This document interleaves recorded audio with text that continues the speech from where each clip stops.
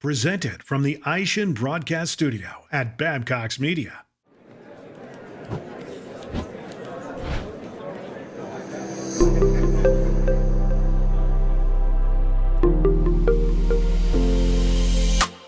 Hello, and welcome back to another episode of Business Casual. I'm Emma Henderson, Managing Editor of Aftermarket News, and with me today is Aubry Baugh. She is Aftermarket Marketing Communications Manager for PHINIA.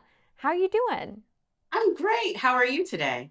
Great. It's so good to see you again. So you have been involved in the aftermarket world for a few years, and you have done many different things that involve marketing. So can you explain to us kind of this vast world that exists of different kinds of marketing that you've had to do in your career? Yeah, so I've been in marketing since I graduated. That's actually what I majored in at Tennessee State University. And I've really had the opportunity to be a part of all the different facets of marketing. And what's funny is I remember in college when they started talking about the 4 P's of marketing. And you get through the class, you're not thinking, oh, I'm going to be a part of every one of these: product placement, promotion. And I'm just thinking, oh, that's fine. But really, the 4 P's of marketing are really what have grounded me. And had a lot of opportunities to be a part of that. So I've been the marketing manager, which I am right now. And then I've also been the product manager, which has a lot of different facets of marketing, analytics, data, looking at marketing intelligence. I've been trade marketing a lot of times, which I really enjoyed because that's a lot of collaboration with our customers, creating different types of pieces that our customers can use, as well as the sales team, to help go to market with our products. And starting out as a marketing analyst, really getting the groundwork done of and the grunt work of marketing.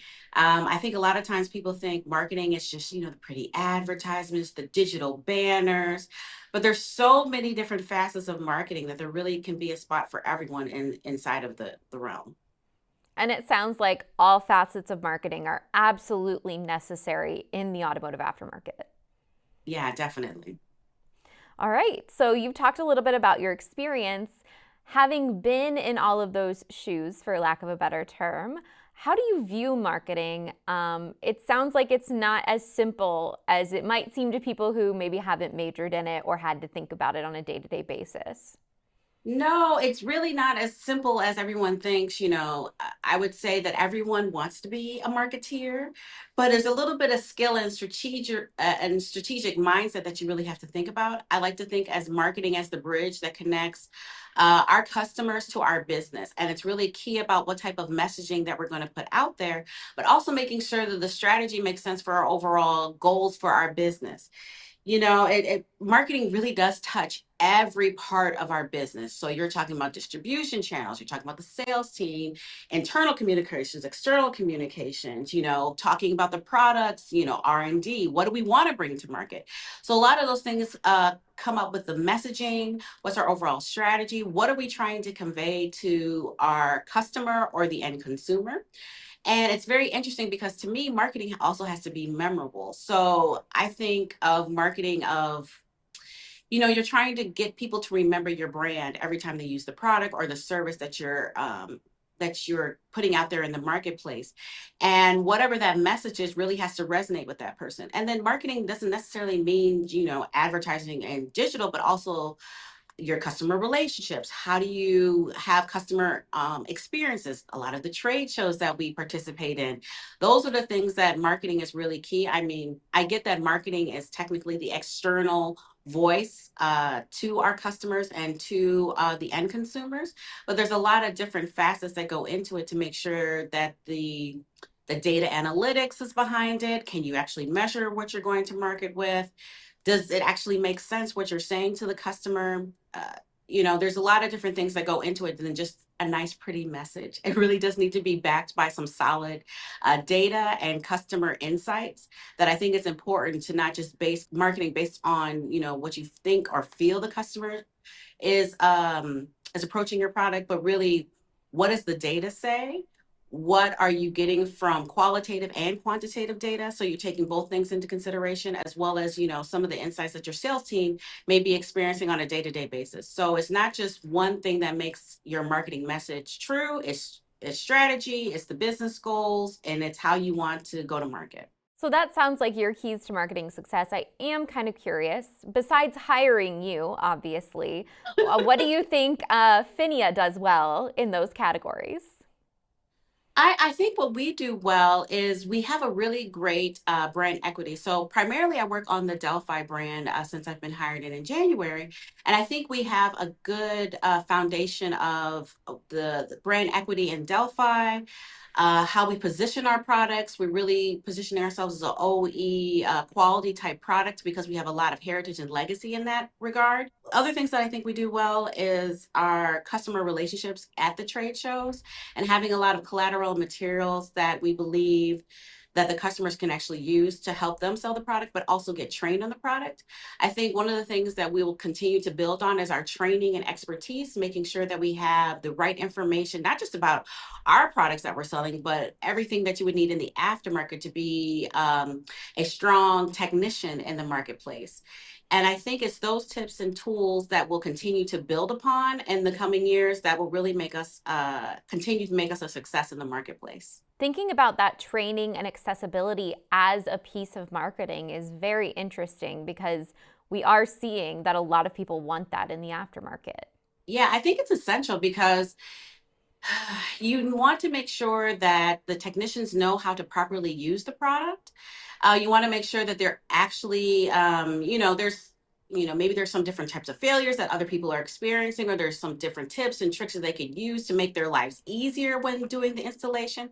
And that's really what we want to bring to the marketplace. We want to be your overall one-stop shop for information, not just concerning our products, but other aftermarket installation tips that you could use on a day-to-day basis. And I think it's really important because as the aftermarket continues to grow and we get new people into the aftermarket, we want to make sure that we're, making sure that the future is continuously bright by having the right data, training, technical information, and also making sure that we have a really good sound foundation of trainers that can, call our technician hotline, call our customer service. So they're really being able to support the aftermarket, not just with great quality products, but also the tips on how to use them as well. And if people are using them correctly, they're going to operate better.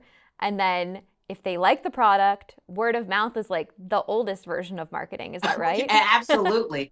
Absolutely. Because you want to make sure, you know, when people are using your product, they're like, oh, I remember when I was looking for this. And you want to be able to build that relationship and that rapport. I mean, we're trying to have virtual trainings, in-person trainings.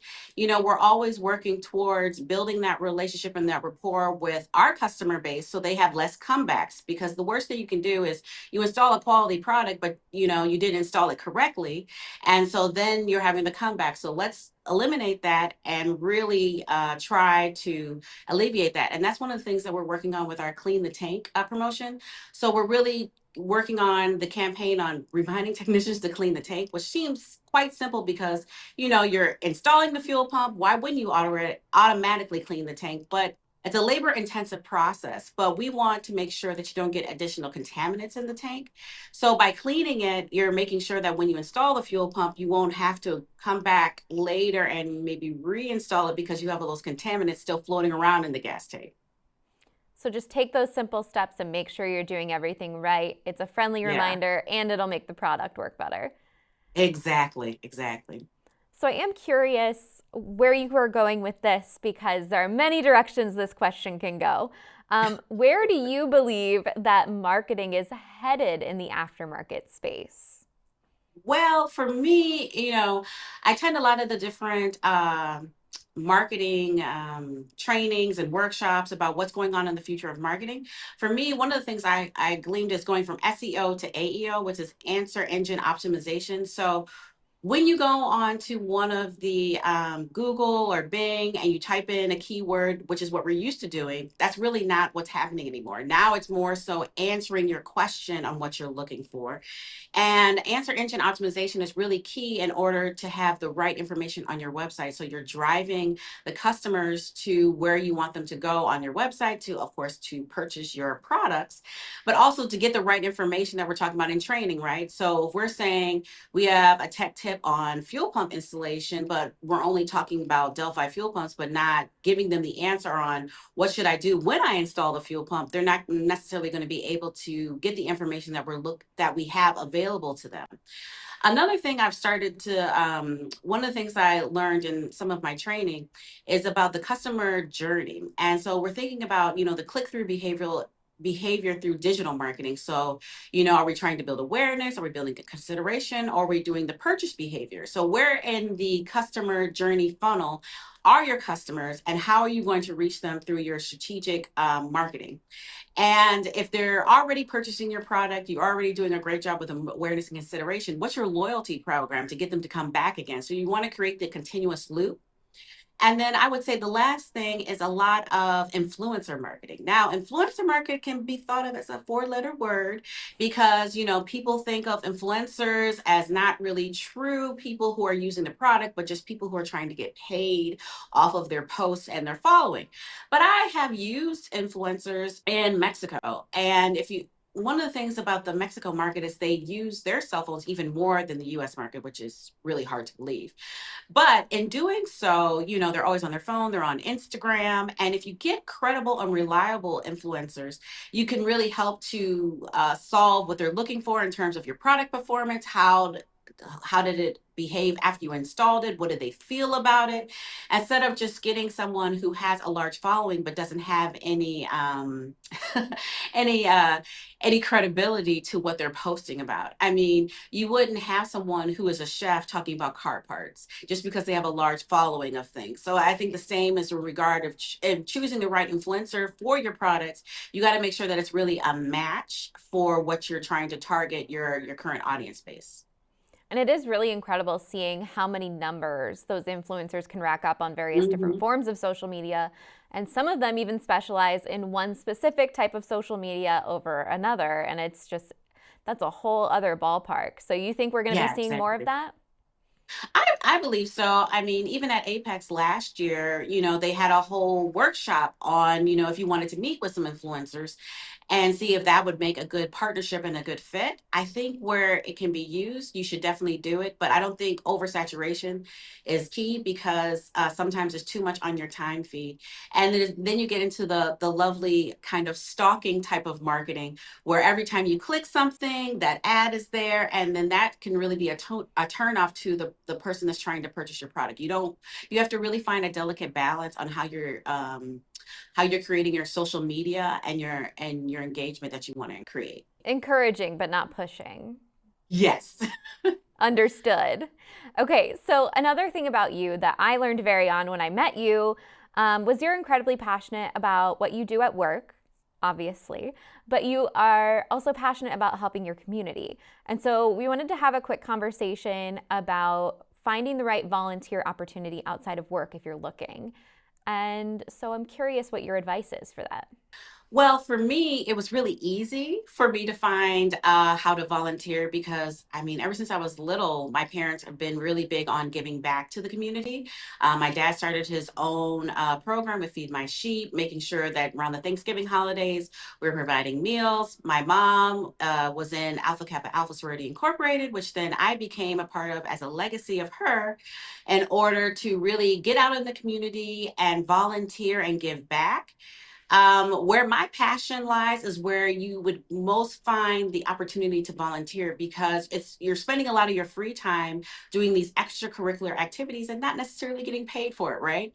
So you want to make sure where your time is spent is where your passion is. And I'm really passionate about our teens and our youth. So I spend a lot of time with our ACA program, which is a program helping young teenage girls go to college. And then also I serve as on the board of directors at the Pearls of Service organization, which is the financial arm of Alpha Kappa Alpha in the Southfield chapter. And as the development chair, I work on creating different fundraising opportunities to help fund their leadership programs. So that could be, information on trying to get them better college awareness, testing, etiquette, giving them real world experiences before they head off to college. So really, I'm really passionate about it because I really enjoy it. And then also in doing volunteering, I'm in marketing. So what do I end up doing? A lot of the marketing. I do the flyers and the sell sheets because that's one of my own skill sets. But then it's nice to be able to take my skill set and then utilize it to really help the community where I think where we all live and can thrive in. And so, what have you learned from that volunteering passion and experience that you now carry into your career? Generational gaps. So I would say that, especially in leading a lot of different facets and committees within our organization, is learning how to deal with generational gaps. Hmm. So, as a chairman, I'm kind of one of the younger one of the board members, and it's really understanding how to work with some of the more experienced board members and getting them to understand my ideas, but also being able to listen and learn from their experiences. Then the generation gap on the I-team side is really understand how can I reach the youth and be as a mentor to them so they can actually learn from my experience as well. So I want to be able to pass on my experience, but also gain from the leadership on some of their experience. So generational gap. And I will say that that helped me before I even really started in my career, because once I came into my full-on career and then working with different generational gaps, I was already well versed in it because I'd worked with a diverse group of people in age groups, a diverse group of people in terms of where they came from, all different walks of life. So I think the generational gap is really something that has taught me how to listen, be an active listener, because sometimes people are passively listening and or just waiting to get their next statement across. But if you're an active listener, you take a few notes but before you actually respond, and then maybe repeat back what the person was saying. I feel like when you're an active listener, you can really build the relationships with that person, and then be able to grow together in that relationship, and then also be able to learn from each other because you created that the relationship foundation. And that makes it a lot easier to be able to work with someone, which is really Yes, helpful when you're doing something 8 hours a day together. It's good to have a good working correct. relationship. Exactly. All right, so we have a tradition here. We call it the aftermarket three. It is your top three moments or mentors or experiences that you might have that keep you involved in the aftermarket. We already know that you're very passionate about marketing, but I'm curious, what keeps you around our industry? Well, I will say Apex. As hard as I work on Apex, I enjoy it every year. I like to call it the aftermarket family reunion because it's where I see all of my customers, I see all of my industry friends and colleagues. We are able to catch up with each other. You know, of course, you want to grow the business, but it's just a really good time to meet up with each other and really push the aftermarket forward. So I really enjoy Apex, even though it is a lot of work every year. I would say the second one is there's never a dull moment in the aftermarket. I have been in it since I started my career, and I can say I am never bored. There's always something that is changing. There's always a new innovation coming through in terms of product, the different shifts within the marketplace. I am never bored. I love that I can create and do different things and have the opportunity to do so in the aftermarket. So I really enjoy the fast pace of everything that's happening in the aftermarket. And then the last thing is it's really the ability to network and grow. There's the opportunity, as I said, there's a lot of different parts of marketing where everyone can fit and find their role within marketing intelligence, data, the creative side. The same is within the aftermarket. If there is a group for you, you will find it in the aftermarket. There's so many different segments, lots of different meetups, different conferences that you can attend. And I really enjoy that because not only do I get something out of the conference, but I like to learn and meet other people that are also within the industry. I mean, a lot of us go to a lot of the same events for our customers or just for the industry in general. And so it's a great opportunity to network and grow and learn from what other people are doing in the industry. I think also one thing I forgot to mention in marketing is that you're not just looking internally and seeing what you can do. You really do need to see what other people are doing, whether they're your competition or not. A lot of times you can get some great ideas to bring into your side of marketing that you weren't thinking about before. Absolutely. I feel like everything you've said is very people driven. And ever since I've joined the aftermarket community, that seems to be the most key piece of being successful in our industry. Yeah, I definitely agree with that. We are a people industry and we are relationship driven. Absolutely. Well, Aubrey, thank you so much for joining us. And thank you to everyone else for tuning in. Thank you for having me.